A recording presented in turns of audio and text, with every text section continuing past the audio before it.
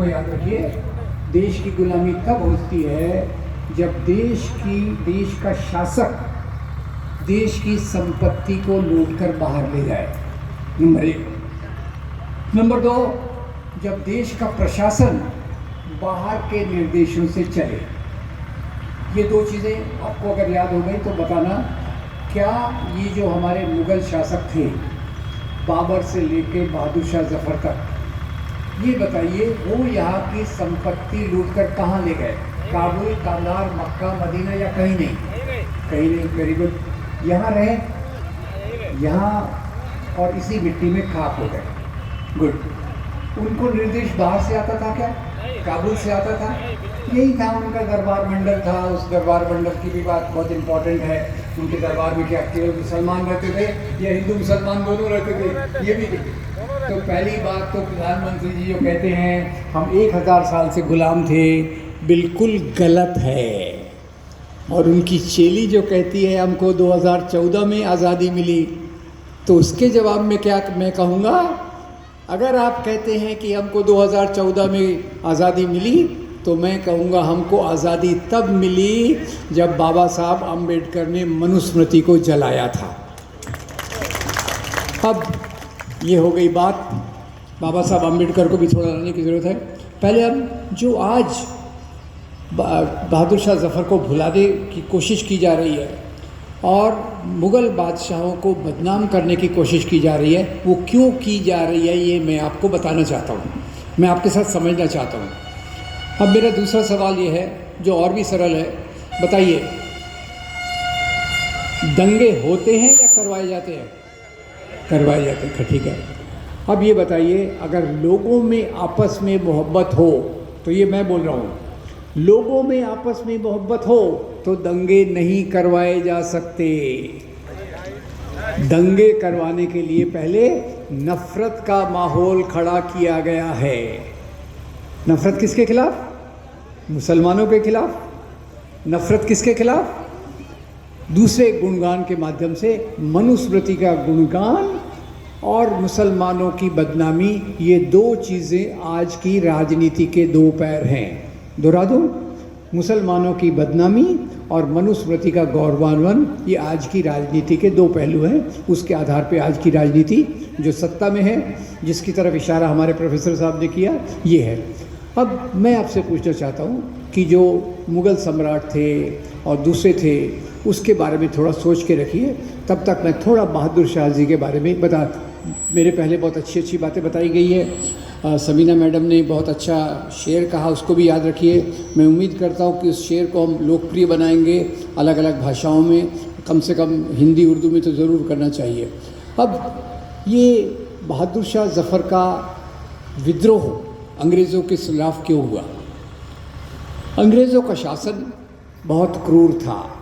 इसने कुछ अच्छी चीज़ें भी हमको दी, और सबसे ज़्यादा तो वो, इसका भी सवाल पूछ लेता हूँ, बताइए अंग्रेज़ यहाँ क्यों आए? क्यों आए? पिकनिक मनाने आए थे? व्यापार करने। यही जवाब मुझे, व्यापार करने आए। व्यापार करके रुक गए क्या? नहीं। कंपनी प्रॉफिट में है, बोले और प्रॉफिट चाहिए और लूटना है। जो किसान अपनी खेती करते हैं उन पर ज़बरदस्ती की गई, ये खेती बंद करो, नील का उत्पादन करो, इंग्लैंड में नील की ज़रूरत है। तो इस प्रकार की नीतियाँ लगा के उन्होंने भारत पे नंबर 1 किसानों पर जुल्म करना चालू किया। किसान नाराज़, किसान शोषित, उन पे लगने वाला जो टैक्स था, लगान था, उसको बढ़ा दिया। तो एक तरफ से किसान नाराज़, दूसरी तरफ से ईस्ट इंडिया कंपनी ने जैसे धीरे धीरे करके पूरे भारत के मेजर पार्ट पर कब्ज़ा कर लिया। तो बहुत सारे जो यहाँ हमारे राजा थे, महारानियाँ थी, रानियाँ थी, उनके अधिकारों को लगातार ख़त्म करते गए। तो इस क्रांति में जो बहादुर शाह जफ़र ने लीड की, उसमें एक तरफ तो किसानों का जो समर्थन बहुत ज़रूरी था। याद रखिए, हम ये याद नहीं रखते कि अंग्रेज़ों ने जिस प्रकार के जुल्म हमारी जनता पर ढाए, किसानों पर ढाए, वो एक बहुत महत्वपूर्ण कारण था इस आंदोलन का। और दूसरा, राजा नवाब उन पर जो अत्याचार कर रहे थे वो, तो ये सब साथ में आए। और मेरे ख्याल से तो भारत में पहली बार चुनाव हुआ होगा ये तो कहते हैं हम लोकतंत्र की जननी हैं, पर मुझे लगता है पहली बार चुनाव तब हुआ जब बहादुर शाह जफ़र को ये आंदोलन नेतृत्व करने के लिए चुना गया। किसने चुना? केवल मुसलमानों ने या हिंदू मुसलमान दोनों ने? दोनों ने मिलकर चुना। और खैर बहादुर शाह जफ़र ने अपनी सीमितता बताई और उसी के साथ साथ कहा ठीक है, ये मेरे वतन का मामला है, इसके लिए मैं पूरी कुर्बानी देने को तैयार हूँ, और वो कुर्बानियों का जिक्र ऑलरेडी हो गया है। अब ये जब विद्रोह हुआ तो एक बात और समझिए, आज के दौरान में रविकांत जी ने बताया कि जो राजधर्म है वो सभी लोगों की एकता के आधार पे, इसी को गांधी जी ने अनुवाद किया। गांधी जी ने क्या अनुवाद किया? हिंदू मुस्लिम एकता। और यही बात 1857 की क्रांति में बहुत बड़े रूप में दिखी। ये इसलिए मैं उसको अंडरलाइन करना चाहता हूँ, रेखांकित करना चाहता हूँ।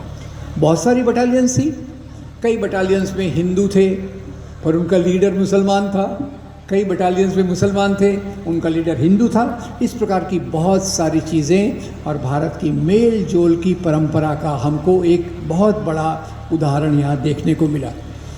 क्या मुग़ल राजा केवल मुसलमानों के हित में राज करते थे? ये भी थोड़ा सोचिएगा।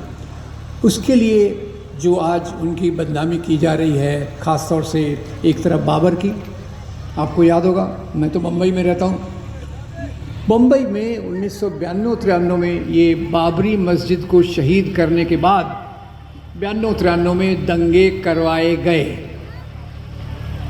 अब ये भी मैं थोड़ी देर बाद बता दूंगा दंगे कौन करवाता है, मेरे पास उसकी थोड़ी सी समझ अध्ययन करने के बाद आई है। दंगे करवाए गए, उन दंगों में 1000 लोग मारे गए, उसमें 750 मुसलमान थे। बम्बई में मुसलमानों का परसेंटेज कितना है? 12 या 13। मारे जाने वालों में कितना है? 75%। खैर, ये दंगे करवाए गए और उसी के साथ एक राजा को, जो यहाँ का फाउंडर था मुग़ल वंश का, बाबर के नाम पे गालियाँ बनाई गई कि भाई बाबर की औलाद इधर जाओ या उधर जाओ। ये मुसलमानों के खिलाफ एक बहुत बड़ा षड्यंत्र था उनको बदनाम करने के लिए। थोड़ा सा बाबर के बारे में बता दूं, इनको तो मुसलमान राजाओं को तो विदेशी कहते हैं, विदेशी कहते हैं। पहले मैं आपसे पूछना चाहता हूँ, पहले देश विदेश की बाउंड्रीज थी क्या? सीमाएं थी? नहीं थी। राजा की तलवार जितनी बड़ी होती थी उतना दूर उसका राज्य जाता था। और वो आज के सब सोच में अगर वो राजा, राज्य का विस्तार करने वाला वो राजा हिंदू है तो बड़ा अच्छा राजा है भाई, अगर वो राजा बाबर है तो बहुत ख़राब बात है। पहली बात याद रखिएगा, बाबर काबुल के आसपास था। बाबर को यहाँ आने का निमंत्रण जिसने दिया था उसका नाम था राणा सांगा। क्या नाम था? राणा सांगा। अब बाद में बहुत कॉम्प्लिकेशन हुए, उस पर मैं नहीं जाता। बीच में बाबरी मस्जिद का मुद्दा आया, बाबर को और बदनाम किया गया। अब ये जो सुप्रीम कोर्ट है, कोर्ट की खैर जो भी है, जो भी इसका तौर तरीका है, किस प्रकार से वो सरकारी दबाव में है, उस पर मैं नहीं जाना चाहता। पर इस सुप्रीम कोर्ट तक ने इनका जो प्रोपेगेंडा था वो रिजेक्ट कर दिया। इनका प्रोपेगेंडा क्या था? भगवान राम का जन्म यहीं हुआ था, यहाँ पहले एक मंदिर था। सुप्रीम कोर्ट ने कहा हम इस बात को नहीं मानते। फिर भी प्रेशर था, वो पूरी ज़मीन हिंदू पक्ष को दे दी गई और उसी ज़मीन पे देखा आपने वो भव्य राम मंदिर का निर्माण हुआ। कितना बेहतरीन मंदिर का निर्माण हुआ आपको पता है? ऐसा उसमें अरेंजमेंट रखा गया कि जब बारिश आएगी तो पानी ऊपर से टपकेगा, यानी भगवान राम को नहाने की जगह अलग से ज़रूरत नहीं पड़ेगी, पानी ऊपर से ही आएगा। फिर अभी वहाँ पताका लहराई गई इसी बार अभी ये। तो ये बाबर के नाम पे जो इतनी बदनामी की गई, मैं आपको एक सरल बात बताना चाहता हूँ। बाबर की एक वसीयत है जो दिल्ली के नेशनल म्यूज़ियम में से मैंने देखी थी। बाबर अपनी वसीयत में हुमायूं को क्या लिखता है? लिखता है, बेटा हुमायूं, अल्लाह का शुक्र करो, उसने हमको इतनी अच्छी धरती पर राज्य करने का मौका दिया है। पर बेटा याद रखो, यहाँ के ज़्यादा लोग हिंदू हैं। हिंदू लोग मंदिरों में पूजा करते हैं, मंदिर मत टूटने देना। हिंदू लोग गाय को पवित्र मानते हैं, गाय को मरने मत देना। कौन लिख रहा है? ये वो राजा लिख रहा है जिसके धर्म वालों को आज लिंचिंग के नाम पे मारा जा रहा है, जिसका उल्लेख पहले हुआ। खैर, ये बाबर की बात हो गई। अब थोड़ा सा मैं बता दूं कि हिंदू मुस्लिम्स में कैसे एकता थी, राजा के लेवल पे भी और प्रजा के लेवल पे भी। तो राजा के लेवल पे भी देखिए, तो अकबर का नाम आया है। अकबर का नाम में मैं आपको बता दूं कि अकबर के दरबार में 9 रत्न थे। Yes no? Yes no? अरे आपने अभी तो कॉफ़ी चाय कुछ पी है ना, फिर चुप क्यों हैं? यस, अकबर के दरबार में 9 रत्न थे। उनमें दो नवरत्न हिंदू थे। नाम बताइए। बीरबल, राजा टोडरमल। राजा टोडरमल अकबर के दरबार में क्या करते थे? राजा टोडरमल अकबर के दरबार में वही काम करते थे जो आज नरेंद्र मोदी की सरकार में निर्मला सीतारामन करती है। इम्पॉर्टेंट काम है कि अनइम्पॉर्टेंट काम है, आप सोच लीजिएगा। ठीक है, अब ये एक और मज़ेदार घटना बताता हूँ, राजस्थान की है। राजस्थान के हल्दी घाटी के मैदान में राजस्थान की बीजेपी की उप मुख्यमंत्री मंत्रिणी, पता नहीं वैसा वो ग्रामर मुझे आती नहीं है, माफ़ कीजिएगा, मंत्रिणी दिव्या कुमारी या दिया कुमारी कुछ, हल्दी घाटी के मैदान में गई। वहाँ उनको तांबे की पट्टी दिखी कि यहाँ इस साल में अकबर और राणा प्रताप की लड़ाई हुई। अकबर लड़ाई में जीत गए, राणा प्रताप लड़ाई में हार गए, ऐसा लिखा था। तो वो मैडम जी गुस्सा हो गई, बोले हिंदू राजा कैसे हार सकता है? हम तो हिंदू राष्ट्र की तरफ जा रहे हैं, तो हिंदू राजा को कैसे हारने देंगे?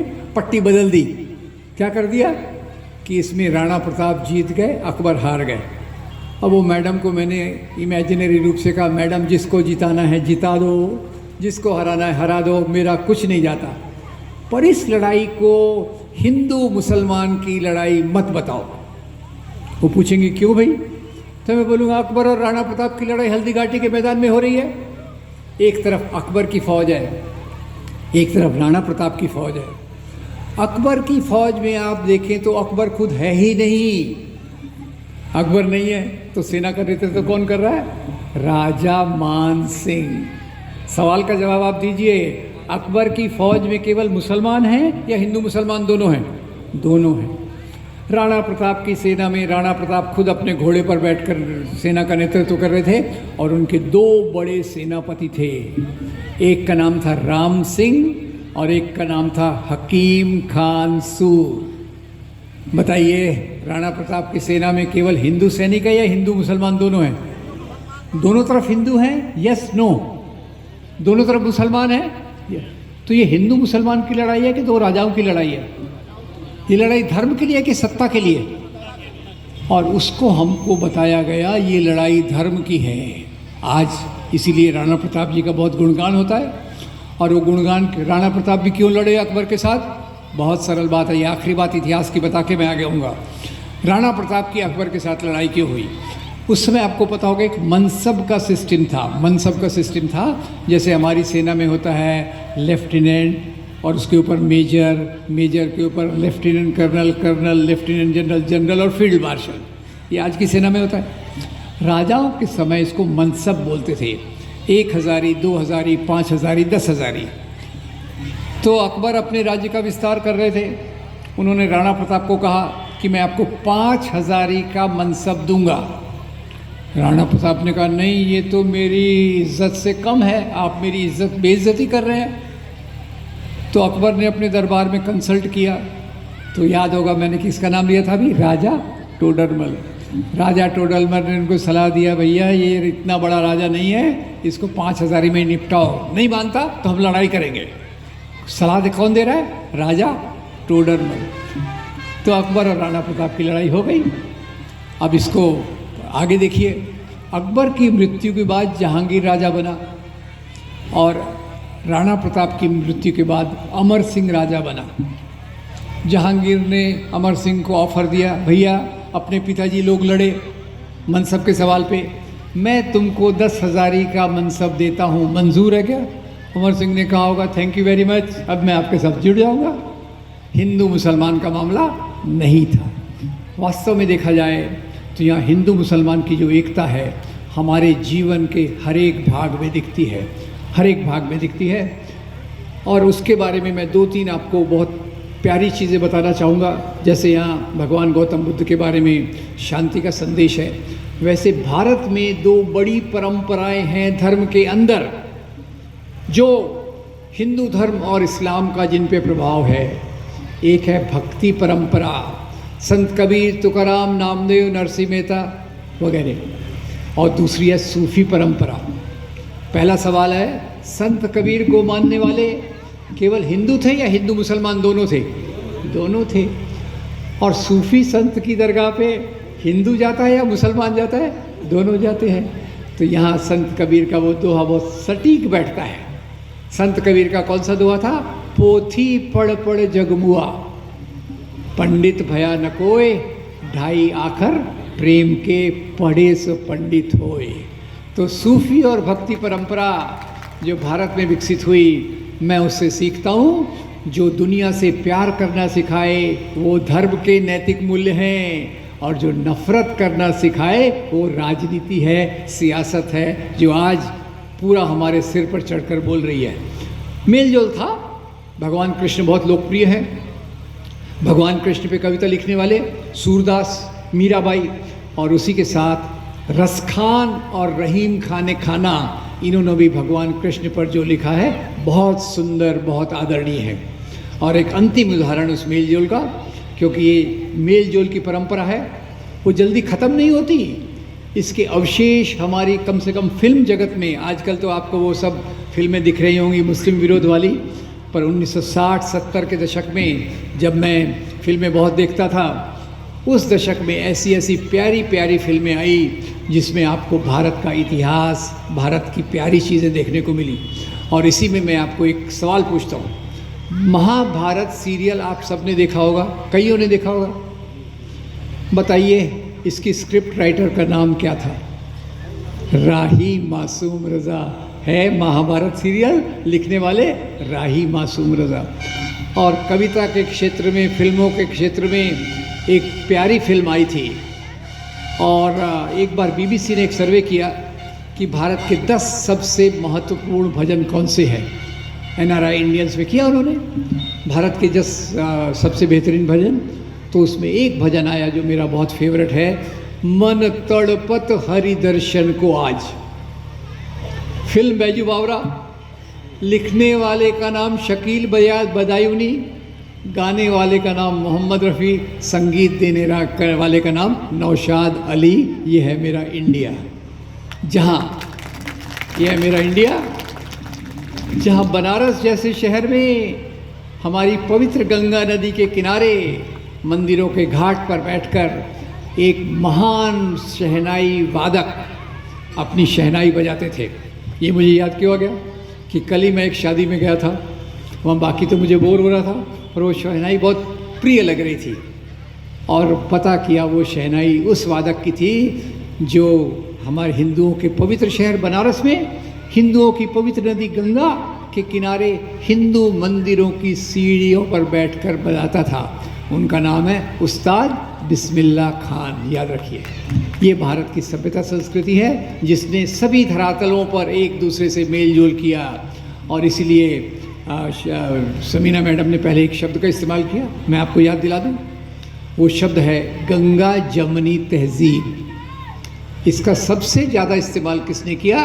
भारत के पहले प्रधानमंत्री जिन्होंने आधुनिक भारत की नींव रखी, पंडित जवाहरलाल नेहरू। कठिन बातें मैं आपको बता रहा हूँ, उसको सरल भी बता दूंगा। जवाहरलाल नेहरू जी की किताब है डिस्कवरी ऑफ इंडिया, मैं उसको पढ़ने को भी आपको रिकमेंड कर सकता हूँ, पर मुझे मालूम है 800 पेज की किताब है, पढ़ना आसान नहीं है।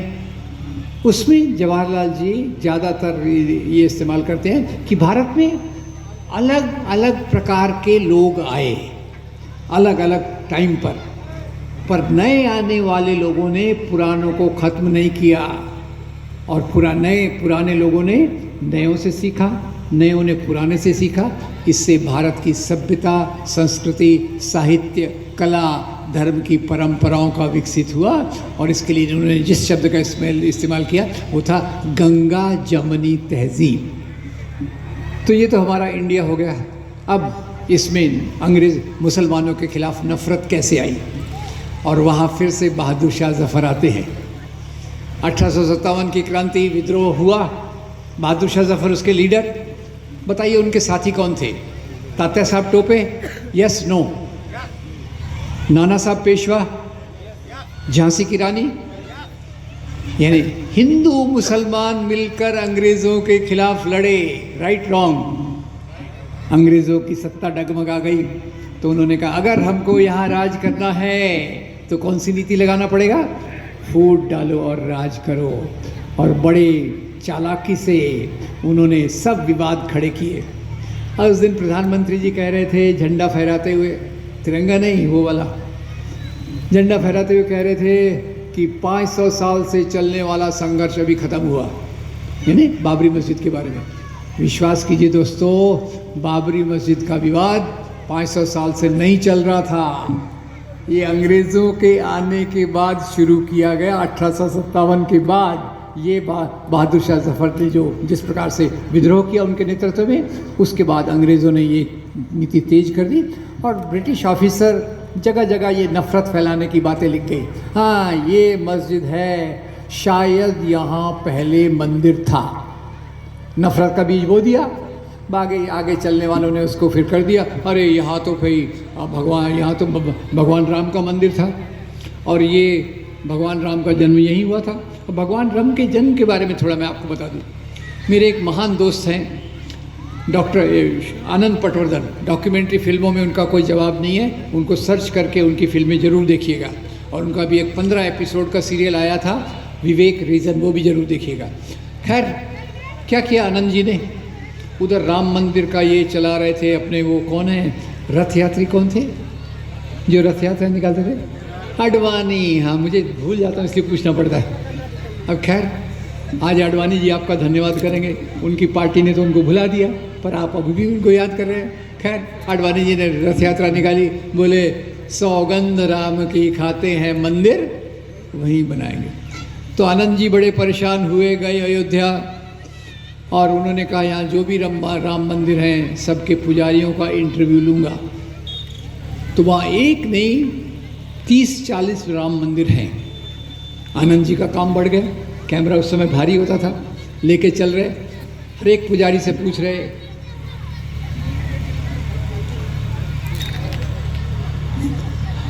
हर एक पुजारी से एक ही सवाल पूछा, पुजारी जी आपके मंदिर का महत्व क्या है? और उन्हें आश्चर्य हुआ, हर एक पुजारी ने एक ही जवाब दिया। क्या जवाब था? भगवान का राम का जन्म यहीं हुआ था। अब मैंने हाथ जोड़ दिए, आनंद जी ने भी हाथ जोड़ दिए होंगे। कण कण में भगवान है ये बात तो हम मानते हैं, पर भगवान क्या एक से ज़्यादा जगह पे जन्म ले सकते हैं? ये सवाल मेरे ऊपर रखा है। एनीवे, अंग्रेज़ों ने फूट डालो और राज करो की नीति लगाई, और उसी नीति के चलते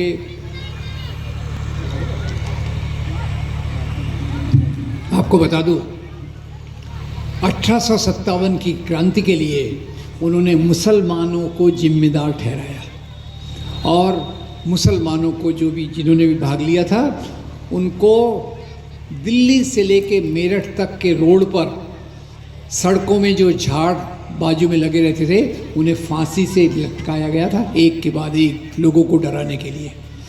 तो खैर, ये उनका काम था। साथ ही साथ उन्होंने चुन चुन कर बातें बताई कि मुसलमान राजाओं ने मंदिरों को तोड़ा, ये भी थोड़ा ज़रूरी है। वैसे रविकांत जी ने औरंगज़ेब के बारे में बताया, मैं एक दूसरा पहलू बताता हूँ। अभी हमारे महाराष्ट्र में छावा नाम की फिल्म आई, उसके बाद वो पॉपुलर हो गया। एक तो बाबरी मस्जिद तोड़ते समय भी उन्होंने कहा था ये तो केवल झांकी है, क्या बाकी है? काशी मथुरा बाकी है। तो काशी के ऊपर में आया, तो काशी के बारे में कहते हैं कि भाई औरंगज़ेब ने मंदिर को तुड़वाया था, रविकांत जी को उसके लिए जेल हुई। तुड़वाया वो कहते हैं औरंगज़ेब ने, और जेल हुई रविकांत जी को, मज़े की बात है। खैर, अब ये जो हुआ, उन्होंने मंदिर तोड़वाया। एक तो बात वो है जो इन्होंने कही पट्टा भी सीताराम मैया के हवाले से, और दूसरी बात यह है कि वहाँ औरंगज़ेब के कई विद्रोही बगावती वहाँ छुपे हुए थे। ये दो कारणों में से एक कारण कोई होगा। और इन्होंने तो एक महाकाल के मंदिर का उल्लेख किया है। मैं आपको डॉक्टर विशंबर नाथ पांडे जी की किताब का उल्लेख दे देता हूँ। डॉक्टर विशंबर नाथ पांडे आज़ादी के आंदोलन के बहुत बड़े नेता, उन्होंने एक किताब लिखवाई और किताब ये थी कि उत्तर भारत या पूरे भारत में औरंगज़ेब द्वारा मंदिरों को दिए हुए आदेश, फरमान। एक आदेश है उज्जैन में ये घी का दीपक जलते रहना चाहिए। दूसरा ये है कि भाई आसाम में कामाख्या देवी का जो मंदिर है उसको बड़ा दान दिया जाए। तीसरा, चित्रकूट में बालाजी के मंदिर को इतनी जागीरें दान दी जाए। यानी इन्होंने, औरंगज़ेब ने आज रिसर्च करके ये फाइनल आया है, रिचर्ड ईटन ने बताया कि ज़्यादा से ज़्यादा 10 मंदिर तोड़े होंगे। और उसी के साथ ये भी आया कि उसने 50 से ऊपर मंदिरों का दान दिया। तो अब मैं कौन सा पहलू देखूं, 10 मंदिर तोड़ने का या 50 मंदिरों को दान देने का? इससे कोई हिंदू मुसलमान का मामला नहीं आता। और औरंगज़ेब के दरबार की एक बात और याद रखिए, औरंगज़ेब के दरबार में जो 33% अधिकारी थे वो हिंदू थे। राजा रघुनाथ बहादुर, राजा जसवंत सिंह और ऐसे बहुत सारे लोग थे जो उनके दरबार में काम करते थे। तो ये हिंदू मुसलमान के बीच में नफ़रत का नैरेटिव जो शुरुआत की वो अंग्रेज़ों ने की।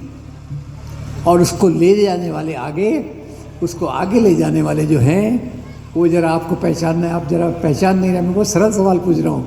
उसको आगे कौन ले गए? आगे वो ले गए जो पहले हाफ पैंट पहनते थे, आजकल फुल पैंट पहनने लग गए हैं। प्रमोशन तो सभी का होता है। उन्होंने इस बात को आगे पहना दिया। अरे ये तो जो इस्लाम आया भारत में, ये तलवार की नोक पर आया। तलवार की नोक पर आने के पहले एक प्यारी बात आपको पूछ लूँ।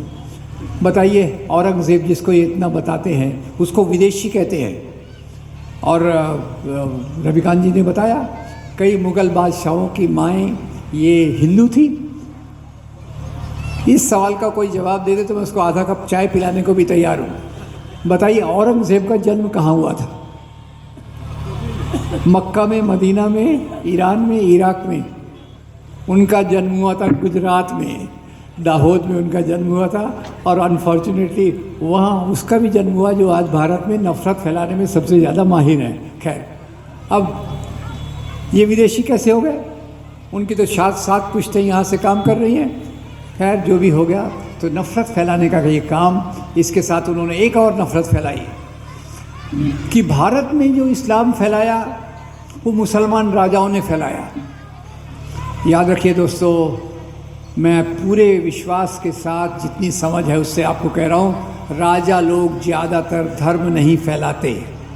राजा लोग क्या फैलाते हैं? सत्ता। पर हाँ, एक राजा हुआ है जिसने उस धर्म को फैलाया जो इस धरती से पैदा हुआ। क्या नाम है उस राजा का? सम्राट अशोक। दुनिया के एक ही राजा हैं जिन्होंने अपने धर्म को फैलाया। प्यार से या तलवार से? प्यार से। अब ये जो भारत में इस्लाम फैला, तो इनका आर्ग्यूमेंट है मुसलमान राजा घोड़े पर बैठकर आते थे, उनके एक हाथ में तलवार होती थी, एक हाथ में कुरान होती थी। तलवार से डराया, कुरान उनको पकड़ाया। ऐसा मैं बोल रहा था एक कॉलेज में। वो कॉलेज के लड़के लड़कियां थोड़े ज़्यादा इंटेलिजेंट थे। मैंने कहा एक हाथ में तलवार थी, घोड़े पे बैठे थे, दूसरे हाथ में कुरान थी। तो 3-4 लड़के लड़कियां खड़े हो गए, बोले सर उनके एक हाथ में तलवार है, एक हाथ में कुरान है, तो घोड़े की लगाम कौन संभालेगा? मैंने कहा ये तो मुझे भी नहीं पता। पर मुसलमान राजाओं ने मज़हब नहीं फैलाया। उनकी जो भी दुश्मनी थी वो सत्ता के लिए थी। तो भारत में इस्लाम कैसे आया? तो उसका भी आप जवाब दीजिए। भारत की सबसे पहली मस्जिद 7वीं शताब्दी में बनी। तब मुसलमान राजाओं का राज्य कहीं नहीं था। 7वीं शताब्दी में बनी। कहाँ बनी पहले? आगरा में, दिल्ली में या केरल में? केरल में। कैसे बनी भाई? राजा तो वहाँ मुसलमान है नहीं। तो अरब देशों से व्यापारी आते थे, यहाँ के मसाले और बाकी चीज़ें खरीद के ले जाते थे। वहाँ से भी कुछ सामान लाते होंगे, वो वहाँ बहुत लोकप्रिय हो गए और उनके माध्यम से भारत का पहला इस्लाम मलाबार तट पर आया। 9 राजा। फिर भारत के लोग मुसलमान कैसे बने ज़्यादा? एक तो आपसी मेल जोल जब होता है, जो चीज़ें हमको अच्छी लगती हैं वो हम स्वीकार करते हैं। भगत सिंह नास्तिक कैसे बने? किसी ने उनको तलवार दिखाया था? नहीं। अध्ययन किया बहुत सारा, उनको लगा भाई ये बात मुझे ठीक लगती है, बन गए। पेरियार नास्तिक कैसे बने? उनका भी यही कारण होगा। तो कई बार एक दूसरे पर प्रभाव से एक दूसरे का धर्म स्वीकार करते हैं। और इसके लिए मैं कोट करूँगा भारत के महान स्वामी विवेकानंद अपनी संकलित रचनाएं खंड 8 पृष्ठ 330 पर लिखते हैं, ये कहना बिल्कुल गलत है कि इस्लाम यहाँ तलवार की नोक पर फैला। जाति व्यवस्था के अत्याचार से बचने के लिए कई लोगों ने समानता के लिए इस्लाम धर्म को कबूल किया। कौन कह रहा है? स्वामी विवेकानंद। अब खैर इस बात पर हम जाते हैं। तो अब ये जो राजनीति है जो आज चल रही है, ये कौन से मुद्दे लेती है, ये मेरा तीसरा पार्ट रहेगा। एक तरफ तो मुद्दे वो हैं जो नेहरू ने आज़ादी के बाद लिए, लोगों के रोटी कपड़ा मकान बिजली सड़क पानी, universities, space centre, IITs, IIMs। और दूसरा इन्होंने जो मुद्दा उठाया, सबसे पहले मुद्दा उठाया गौ माता का। गौ माता का मुद्दा 1960 में भी उठा था, अभी तो तेज़ी से उठ रहा है। उसके कारण करीब 100 लोगों की लिंचिंग यानी पीट पीट कर मारना। ये शब्द पहले इंडिया में नहीं था, अभी आया। इसके कारण 100 लोगों में से 90 मुसलमान, 10 हिंदू, 10 दलित, इतना हुआ। और मैं बड़ा परेशान था, तो फिर से मैं स्वामी विवेकानंद जी के पास गया। स्वामी जी विवेकानंद अपनी किताब फ्रॉम अल्मोड़ा टू शिकागो में लिखते हैं कि वैदिक काल में बीफ खाया जाता था। मैं बड़ा हैरान हो गया। स्वामी जी तो लिखते हैं बीफ खाया जाता था, गाय की बलि दी जाती थी। और आपको पता है गाय की बलि की प्रथा को किसने रोका? भगवान गौतम बुद्ध। ये उनका सबसे बड़ा मेजर कंट्रीब्यूशन था कि गाय को वैसे ही बलि आप मत दो, जो खाना है उसके हिसाब से आप ये करो। खैर, तो इन लोगों ने उसी बात को रिवाइव किया कि गौ हमारी माता है। अरे आप सवाल का जवाब दे नहीं रहे थे, मेरे को पूछा अगर गौ हमारी माता है तो पिता कौन है? मुझे नहीं मालूम, आप जवाब दे दीजिएगा। खैर, उसके नाम पे लिंचिंग चालू हुई और मैं परेशान होकर बोला पता तो करें आखिर मामला क्या है। थोड़ा स्टडी किया तो बीजेपी की सरकार राजस्थान में थी। हिंगोनिया में एक गौशाला में सैकड़ों गाय भूख से, बीमारी से, कीचड़ में लथपथ होकर मर गई। फिर मेरा दिमाग बहुत ख़राब हो गया, पर उसका मेरे को सलूशन जल्दी मिल गया। मेरे हाथ में एक किताब आई, एक बायोग्राफी थी। एक बायोग्राफी थी उन पर थी, वो आपको पता है क्या? भारत के एक प्रधानमंत्री थे जो अपने आप को कवि भी कहते थे, कविताएं भी लिखते थे कुछ। जवाब इधर से आ रहे हैं, इधर से आ ही नहीं रहे। अटल बिहारी वाजपेयी, उनकी बायोग्राफी आ रही। पढ़ रहा था मैं, पेज 236 पे आया तो लिखा था एक बार अटल जी अमेरिका गए लेक्चर टूर पे। एक लेक्चर के बाद वो खाने का आनंद ले रहे थे, मज़े से खाना खा रहे थे। अब जब वो मज़े से खाना खा रहे थे तो पड़ोस में शायद रविकांत जी बैठे होंगे या मेरे सरी का कोई बैठा था, थपथपा दिया, अटल जी आप क्या कर रहे हो? आप जो खा रहे हो तो बीफ है, आप जो खा रहे हो तो बीफ है। अटल जी हंस दिए, बोले बीफ है तो क्या हो गया, इंडियन गाय का थोड़ी है, ये तो अमेरिकन गाय का है, नो प्रॉब्लम। अब ये तो इनका ढकोसला है।